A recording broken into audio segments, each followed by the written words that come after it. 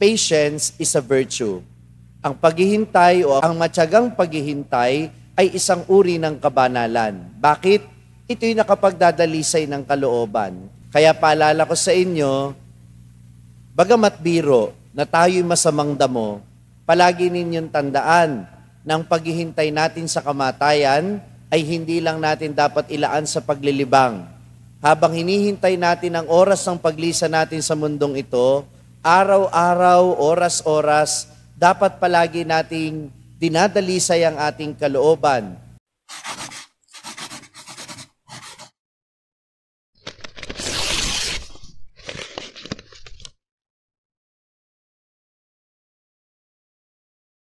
Sumainyo ang Panginoon. At sumayo rin. Ang mabuting balita ng Panginoon ayon kay San Lucas. Papuri sa iyo, Panginoon. Nang dumating ang araw ng paglilinis sa kanila ayon sa kautusan ni Moises, si Jesus ay dinala ng kanyang mga magulang sa Jerusalem upang iharap sa Panginoon, sapagkat ayon sa kautusan, ang bawat panganay na lalaki ay nakatalaga sa Panginoon. At naghandog sila ayon sa hinihingi ng kautusan ng Panginoon, mag-asawang bato-bato o dalawang inakay na kalapati. May isang tao noon sa Jerusalem, ang pangalay Simeon. Matapat at malapit sa Diyos ang lalaking ito at naghihintay sa katubusan ng Israel. Sumasa kanya ang Espiritu Santo na nagpahayag sa kanya na hindi siya mamamatay hanggat hindi niya nakikita ang Mesiyas na ipinangako ng Panginoon. Sa patnubay ng Espiritu, pumasok siya sa templo at nang dalhin doon ng kanyang mga magulang ang sanggol na si Jesus upang gawin ang hinihingi ng kautusan, siya'y kinalong ni Simeon. Ito'y nagpuri sa Diyos na ang wika, kunin mo na, Panginoon, ang iyong abang alipin ayon sa iyong pangako. Yamang nakita na ng aking mga mata ang iyong tagapagligtas na inihanda mo para sa lahat ng mga bansa. Liwanag itong tatanglaw sa mga hentil at magbibigay karangalan sa iyong bayang Israel. Ang mabuting balita ng Panginoon. Pinupuri ka namin, Panginoong Jesucristo. Magandang umaga po sa inyong lahat. Pagbati natin sa mga nakasubaybay sa pamamagitan ng live streaming. Naalala ko po, noong panahon ng COVID-19, pandemic, pagka meron po akong mga kaibigang nagkakasakit, nahahawa sa sakit, at nangangamba,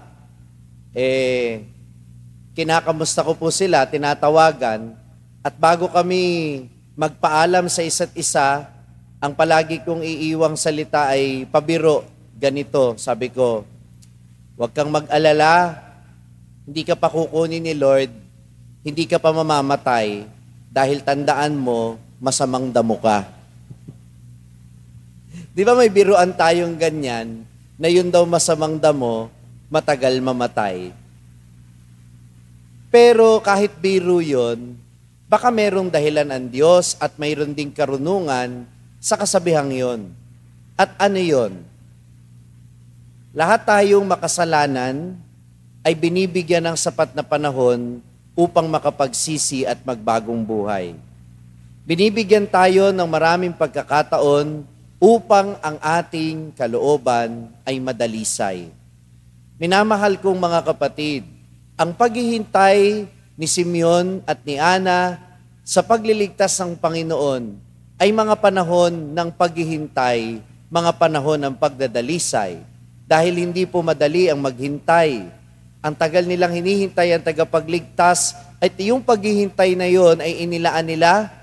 Yung hirap na maghintay ay iniaalay nila bilang pagdadalisay ng kanilang kalooban upang sa pagsapit ng araw ng pagdating ng Panginoon ay yung kaligtasan na ibibigay niya ay kanilang matanggap.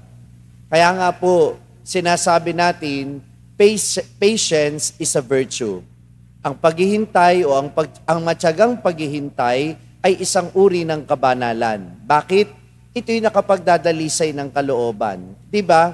Pagka kayo'y naghihintay, halimbawa sa jeep, pag traffic, Dalawa lang naman yan eh. Maiinis ka, number 1. Pangalawa, makapag-iisip-isip ka, magdadasal ka, makapagninilay ka.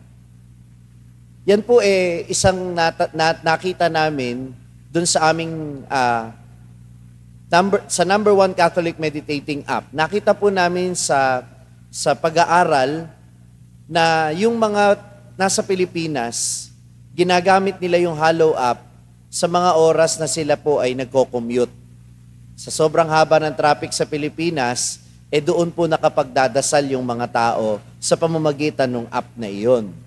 Kaya po yung paghihintay, imbis na maging pagkainip, ay nagiging pagkakataon para tayo'y manalangin at dalisayin yung ating kalooban sa mga gawaing nagpapabanal. Kaya paalala ko sa inyo, bagamat biro na tayo'y masamang damo, palagi ninyong tandaan na ang paghihintay natin sa kamatayan ay hindi lang natin dapat ilaan sa paglilibang. Habang hinihintay natin ang oras ng paglisa natin sa mundong ito, araw-araw, oras-oras, dapat palagi nating dinadalisay ang ating kalooban. Sinisiyasat, ano ba yung mga kasalanan na dapat nating pagsisihan? Ano ba yung mga desisyon na nagawa nating mali? Ano ba yung mga desisyon na gagawin natin? Alin dito ang naaayon at hindi naaayon sa kalooban ng Diyos?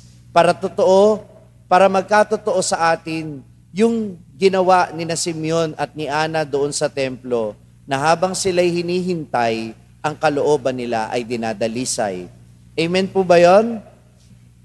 Walang oras na masasayang sa mundo kung ang paghihintay natin ay gugugulin natin sa pagdadalisay ng ating kalooban sa mga gawaing nagpapabanal.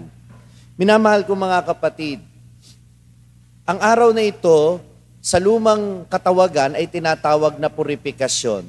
Dahil ito ay kapistahan na umaalala sa paglilinis kay Maria bilang ina ni Jesus. At si Jesus ay itinatalaga naman sa Diyos bilang panganay na nagbukas ng sinapupunan, siya'y sa Panginoon. Si Maria ay nililinis. Bakit? Kasi sa paniniwala po ng mga Hudyo, yung dugo po ay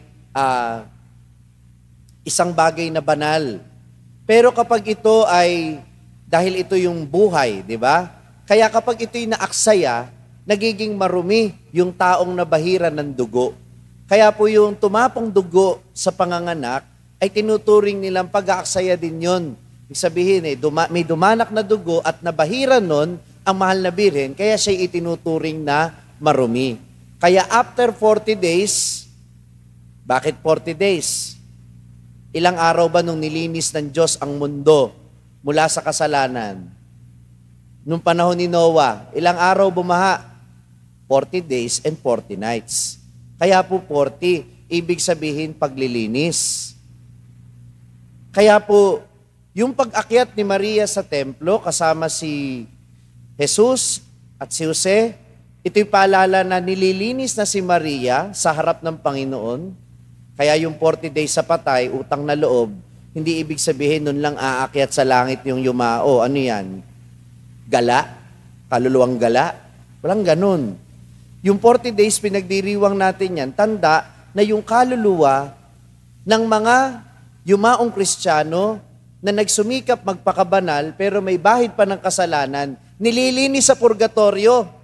Yun yung ibig sabihin ng 40 days. Celebrate kayo ng celebrate ng 40 days. Ang ibig sabihin nun, pinagpapalagay ninyo na yung kaluluwa, na yung mahal ninyong lumao, baka nasa purgatorio pa. Yun ang ibig sabihin nun. Kaya nakakatawa yung iba, nagse-celebrate, nasa langit na daw yung kanilang mahal sa buhay. Sino may sabi sa inyo? Sigurado kayo? Kaya natin pinagdiriwang yung 40 days dahil hinihintay natin na malinis yung kanyang kaluluwa upang ganap itong makapasok sa langit. At gayon din, yung pagdadala kay Jesus sa templo ay purifikasyon o paglilinis mula doon sa obligasyon ng mga magulang na yung panganay na ito, hindi naman talaga kanila. Obligasyon nilang ialay si Jesus sa templo dahil ito'y nakatalaga sa Diyos. Pero, para itong anak nila ay magkaroon sila ng karapatan, dahil ang karapatan ay sa Diyos, ano ang gagawin nila? Papalitan nila ng alay. Kaya nag-alay yung mga magulang sa templo para si Jesus ay matubos. Pero alam naman natin na si Jesus, bagamat siya'y tinubos ng kanyang mga magulang, ito'y pagsasalarawan ng gagawin ni Jesus na pagtubos sa atin at sa buong sanlibutan. Yun ang ibig sabihin ng presentasyon o ng purifikasyon ng pagdadala kay Jesus sa templo na ipinagdiriwang natin sa araw na ito. Kaya sana, bagamat tinatawag natin itong Candelaria, huwag sanang matuon ang ating paningin lang sa mga kandila. Nakakalungkot yung iba kapag Candelaria, pag nabasbasa na yung kandila, kanya-kanya ng alis. At pag nabasbasa na yung kandila, hindi na uli magsisimba. Kala nyo ba, dadaling kayo ng mga kandilang yan sa langit? Hindi! Kung di nyo yan gagamitin sa pagdarasal, at kung sa pagdarasal, hindi ninyo mauusisa ang inyong kalooban, kung ang pagdarasal ay hindi kayo dadalhin sa pagsisisi sa kasalanan at sa pangungumpisal, hindi ho kayo dadalhin sa langit niyan. Kaya paalala, hindi anting-anting ang mga kandilang iyan. Yan po ay dapat gamitin ninyo sa pagdarasal. Hindi ho lalayo ang masamang espiritu dahil lang nabasbasan ng kandilang iyan. Lalayo ang masamang espiritu kung magdadasal kayo gamit ang kandilang yan. Amen ba yon? Kaya please lang, huwag niyong hayaang nakatunganga yung mga kandila na yan sa inyo. Gamitin ninyo. Pag nagdadasal kayo, naway maalala ninyo, ano yung mga bahagi ng pagkatao ninyo na dapat dalisayin pa ng ating Panginoon? Ano yung mga hangarin ninyo na makasarili? Ano yung mga hangarin ninyo na ang gusto lang ay ginhawa para sa sarili, pero hindi naman naaayon sa kalooban ng Panginoon? Sana sa pamamagitan ng paggamit ng mga kandilang ito, tunay na dalisayan ng Panginoon ang ating mga kalooban. Tulad ng banal na mag-anak, sa kabila ng pribilehiyo na kanilang tinanggap, na sila ang maging tahanan ng anak ng Diyos na nagkatawang tao, sumunod pa rin sila sa mga patakaran ng kanilang pananampalataya. Tayo kaya ganun din? Masunurin kaya tayo sa kalooban ng Diyos? Si Mama Mary at si St. Joseph, pwede naman sabihin, mag-aalay pa kami. Anak kaya namin, anak ng Diyos. Diyos kaya si Jesus. Bakit pa kami mag-aalay sa templo? Dapat exempted na kami dyan. Ayan. Sakit ng mga pare yan kung minsan. Dahil pare, ayaw pumila. Dahil pare, ayaw mahirapan. Dahil senior, gusto lagi, may privilege. Karapatan nyo naman yan. Pero may mga pagkakataon na kung kaya nyo lang din namang magtiis para sa iba, bakit naman hindi? Amen ba yon? Dahil itong pagtitiis, itong pagpaparaya sa iba, itong pagsasakripisyo, yan ay nakapagdadalisay din ng kalooban. Kaya inuulit ko, ang araw ng Candelaria ay pista ng paglilinis sa Panginoon, sa paglilinis sa Bahal na Birheng Maria, purifikasyon. At ito din ay paghahandog sa Panginoon sa templo bilang paalala na tayong lahat ay nakatalaga sa Panginoon. At kung tayo'y nakatalaga sa Kanya, at kung tayo'y nakalaang makapasok sa buhay na walang hanggan, marapat lamang na sa tuwing gagamitin natin ang mga kandilang ito sa pananalangin, ay dalisayin natin at hayaan nating dalisayin ng Panginoon ang ating mga kalooban. Amen. Kung na-bless ka ng pagninilay natin sa araw na ito, huwag mong kalimutang mag-subscribe sa page na ito at i-click ang bell button para manatiling updated sa tuwing nag-upload tayo ng mga pagninilay dito. At syempre, hindi pwedeng ikaw lang ang nabe-bless. Kung gusto mo ring ma-bless ang iyong mga kaibigan at mahal sa buhay, i-share ang link ng video na ito sa kanila.